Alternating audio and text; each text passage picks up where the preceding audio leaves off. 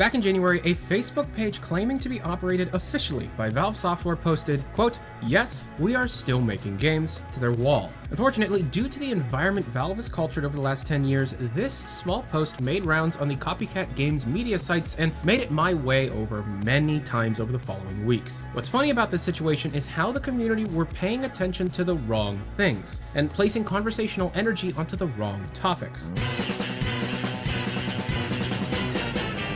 This video is sponsored by SkinSilo.com and the Skin Silo application. Check out the link down below to start earning your skins for CSGO on your phone. All you have to do is fill out forms, download apps, watch videos, and you'll be earning points that are then spent on any CSGO that you want. It's very simple, it's very easy, and most importantly, it's very free. Check out the link down below to start earning your skins for free, and by using my referral code PAIDSPRAYS, you'll earn yourself some extra points to start earning those skins. Thanks Skin Silo for sponsoring this video. First, let's get this out of the way. I contacted Doug Lombardi about the post, and he got back to me with, quote, "Not us. Thank you for asking." This is an unofficial Facebook page, and that claim does not reflect the current attitude of the company. That would be true if not for Aiden Kroll, Steam team member who was traveling around a lot earlier this year, giving talks about Steam, business, and how to best sell one's own game on the incredibly saturated platform. Within the talk's introductions, Mr. Kroll stated, quote, "I work at Valve Software, a video game company, and yes, we still make games." This was followed by a laugh from the audience. A similar incident occurred with Mike Morski, Valve's main composer as far as I'm aware. When giving talks to students at the University of Washington, Mr. Morski opened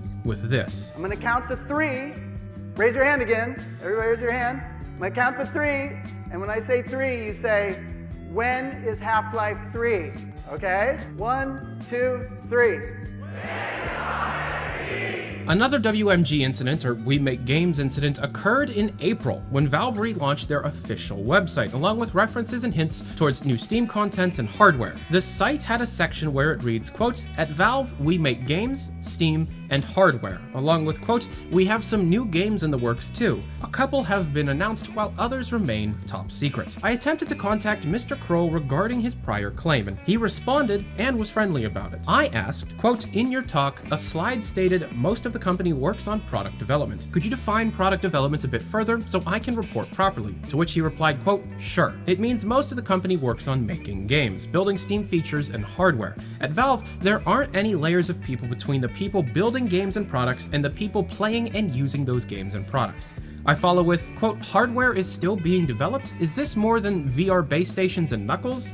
Quote, "Yeah, we're not done with hardware," followed by, quote, "Yeah, most of the company is still working on games. That hasn't changed." All right, so I'll just ask this for everyone at home. Where are they? So what do we know? Well, since the release of the Orange Box, we have been teased and leaked the following products. Half-Life 2 Episode 3, an update to Alien Swarm, Stars of Blood, Half-Life 3, Left 4 Dead 3, RPG.txt, the Untitled Fantasy Co-op game, Artifact, Proto-Artifact VR, Arcane's Half-Life episode, EA's Half-Life episode, Monolith's Half-Life episode, Warren Spector's Half-Life episode, F-Stop, Counter-Strike 2, Cries Unheard, Left 4 Dead VR, Microbe Wars, The Crossing, Source 2, TF2 Source 2, Left 4 Dead Source 2, HLVR, the Knuckles controllers, CSGO and Source 2, Unannounced VR Game 2, Unannounced VR Game 3, the second generation Steam controller, the full Steam U update, the Half-Life movie, the Portal movie, the Dota 2 cartoon, the TF2 Adult Swim show, and Valve Pipeline. Valve has never stopped working on stuff, and sometimes the stuff that is leaked seems like it could really change things up.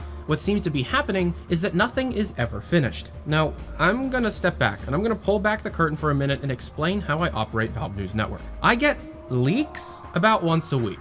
However, most of the time they're just children trying to fool me into reporting on something so they can put me on Reddit and reap the karma. However, when I hear the same rumor twice, I start asking around, and if I get 3 separate, independent sources claiming the exact same thing, I take it to be close to fact. That said, I cannot report it as such due to it being hearsay. So, with that said, speculation. Valve is unable to finish projects, and it seems to be due to a cacophony of problems. The bulk of which appearing to be 1. A large, complex, and daunting web of office politics. 2. A stark difference in perspectives, expectations, and wants between new and old employees. 3. The system by which employees are graded by their own peers once a year, and these grades can lead to changes in pay, changes in standing in the company, and most importantly, job security. 4. These same employees do the bulk of the the job interviewing process. 5, an ever-increasing feeling that anything they create will never live up to the ever-increasing community expectations. And 6, each individual team essentially being its own indie game studio, Valve just being an umbrella corporation for each of these teams to function. That's not necessarily a problem. What is the problem is the communication between each of these teams being almost non-existent, causing quite a few of the problems that lead into the previous 5 issues. So what do we know about specific games? Well, nothing completely, as nothing I have ever been told is known to be confirmed or true. However, based on what I have learned and been told over the last 3 years, Left 4 Dead 3 hit a wall when part of the team wanted to work in Source 2 when another part wanted to work in Unreal. Unfortunately, this completely playable game was shelved because an agreement couldn't be reached. A variation of Half-Life 3 started development directly after Portal 2. However, due to massive problems and the great layoffs of 2013, it was shelved. Now, it was quickly picked up again later that year, only to be shelved again in the summer of 2015. Remember the nose video and HL3.txt? Those were apparently signals of the project's demise. I could go on, however, I do want to be invited back to Valve one day. However, when I was searching around the internet for discussions on this debunked Facebook post, the same "Valve doesn't make games, they make money" thing got thrown around. I think that phrase needs to be updated to be completely accurate. How about Valve? We still make games. We just won't finish them.